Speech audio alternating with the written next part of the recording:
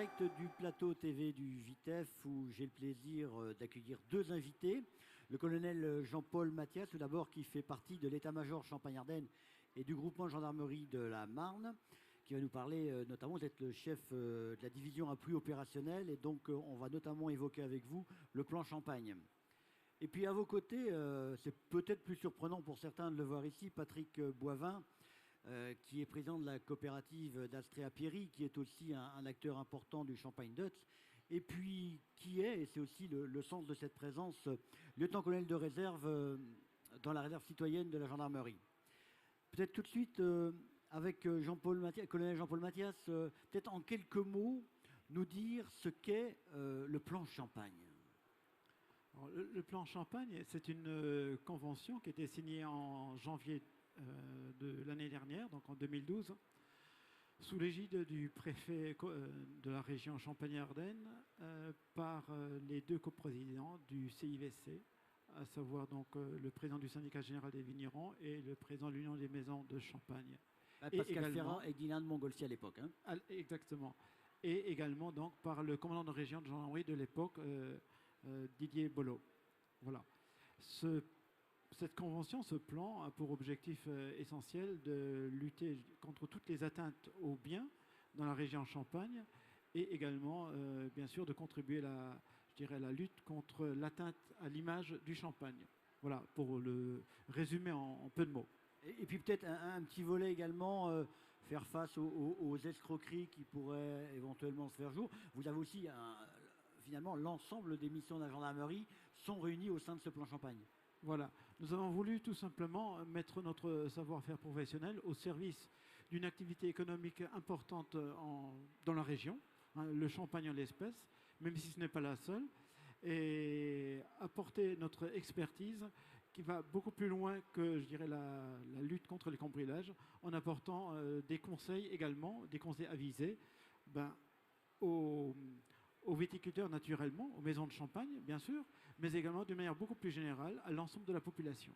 Alors justement, pour être efficace, comme vous vous efforcez de l'être en permanence, il faut aussi pouvoir compter sur des appuis, sur des expertises.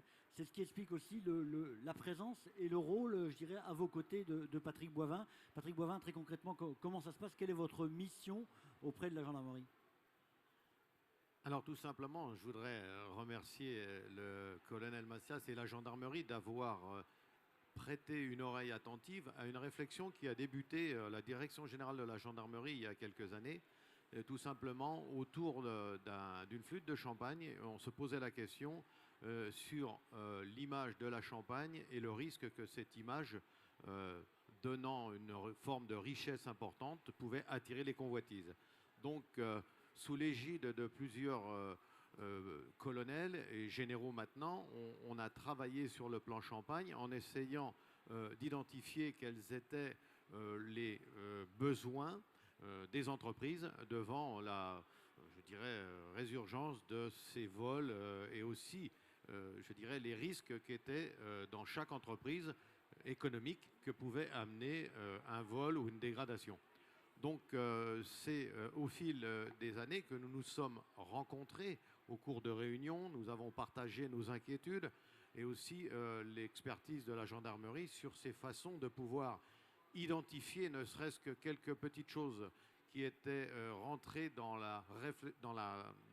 comment dirais-je, dans l'habitude du viticulteur. C'est quand il avait une palette de champagne à expédier, il mettait devant sa porte un drapeau. Ça voulait simplement dire, écoutez, il y a une palette de champagne dans la maison, vous pouvez la prendre. Généralement, on donne la clé au transporteur et le transporteur rentre dans la maison et se sert de la palette de champagne. Voilà. Donc c'était toutes ces choses qu'on a essayé un petit peu de quantifier, de réfléchir et surtout de mettre en garde les opérateurs économiques de la Champagne. Alors, 18 mois après, le Vitef, on en fera le bilan ce soir. Vous, on peut faire un bilan 18 mois après de cette opération. Est-ce que les choses ont déjà considérablement évolué? Est-ce que les relations avec le Champagne ont changé et les habitudes aussi ont?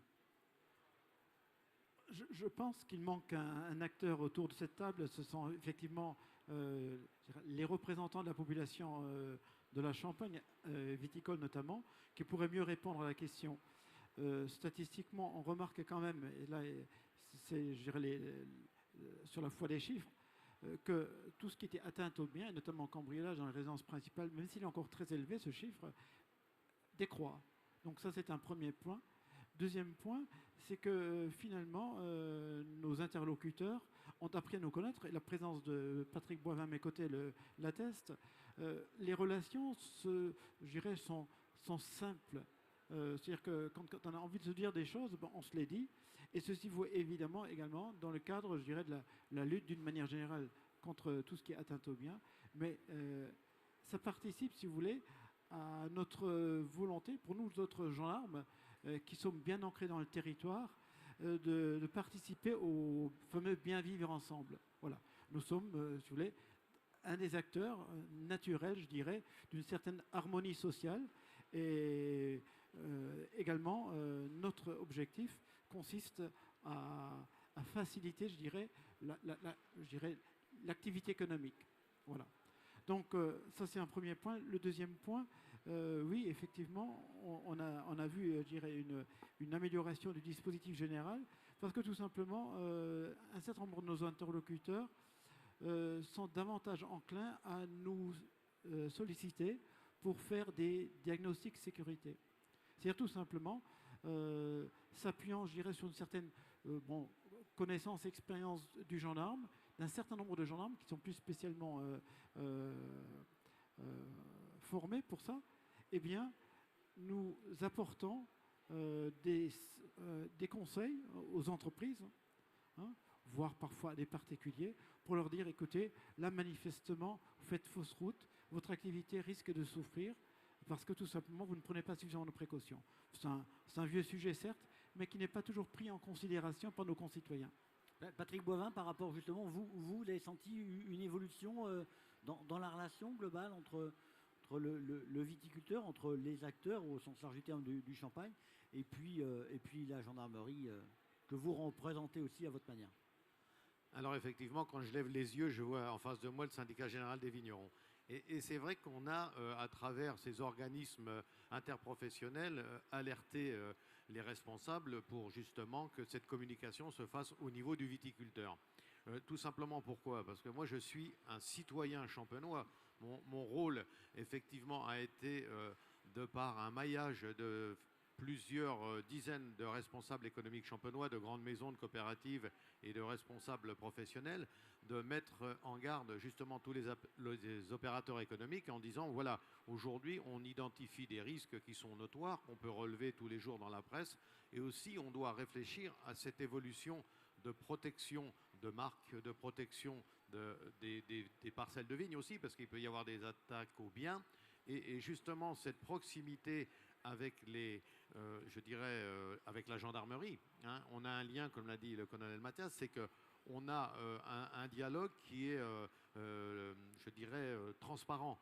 Hein. C'est vrai qu'au début, on aurait pu dire, bon, ils viennent un petit peu à la recherche d'informations pour constituer une base de données pour eux, mais tout simplement, on s'aperçoit aujourd'hui qu'il y a une transversalité des échanges, c'est-à-dire que nous sommes informés, je dirais, des grandes lignes des démarches qui sont faites par la gendarmerie sur des contrôles, par exemple la garde républicaine que vous avez pu apercevoir dans le vignoble, c'est perçu par les citoyens comme quelque chose de rassurant. Aujourd'hui, la société entière, et particulièrement les opérateurs économiques, ont besoin d'une assurance sur leur développement de leur entreprise. Et je pense que ces relations qui sont inscrites dans le plan Champagne vont pouvoir bénéficier à beaucoup d'autres. Hein, si vous voulez, nous sommes là pour initier un petit peu la responsabilité de chacun, mais dans chaque village, la citoyenneté vis-à-vis des forces de police ou de gendarmerie doivent être, je dirais, égales.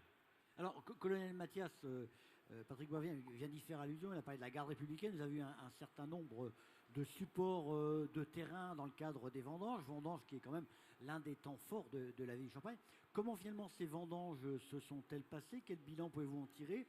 Alors, à la fois effectivement, parce que vous avez un afflux de population considérable, avec tout ce que ça peut représenter en peut-être problématique effectivement pour les biens, on peut toujours être tenté de faire ça.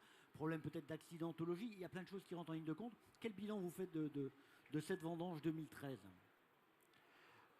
Je dirais que le bilan à ce jour en tout cas, est plutôt satisfaisant, parce que quand on considère le nombre de personnes qui, à un moment donné, empruntent ou circulent sur des routes finalement assez étroites et une concentration de circulation, des accidents, on n'en a pas eu tant que ça.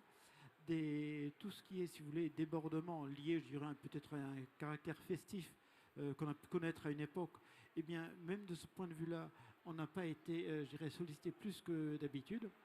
Et enfin, je dirais, dans le cadre du comité opérationnel, le CODAF, donc comité opérationnel départemental antifraude, donc des contrôles qui sont faits avec un certain nombre de services de contrôle de l'État, eh bien, même, je dirais, tous ces contrôles donc, ont été multipliés cette année, y compris en prévenant naturellement largement en amont, justement. Et là aussi, on passe aujourd'hui encore par notre réseau réservistes et citoyens pour prévenir les gens. Donc ces contrôles ont été réalisés dans d'excellentes conditions. Parce qu'on imagine bien que parfois ce n'est pas toujours très plaisant de se faire contrôler alors qu'on est en pleine activité de travail. Mais voilà, notre partenariat avec les différentes administrations a fait que voilà, il y a un état d'esprit qui s'installe au travers du plan Champagne, justement, et là je veux bien y revenir au plan Champagne. Au travers du plan Champagne, on a une idée globale, une idée générale vers laquelle on tend, à savoir favoriser malgré tout, et c'est notre objectif, je dirais, l'activité économique de ce pays. Patrick Bovin, le mot de la fin? Eh bien, écoutez, c'est vrai qu'après ces excellentes vendanges, je pense que le monde champenois, on le voit aujourd'hui, va rentrer en effervescence.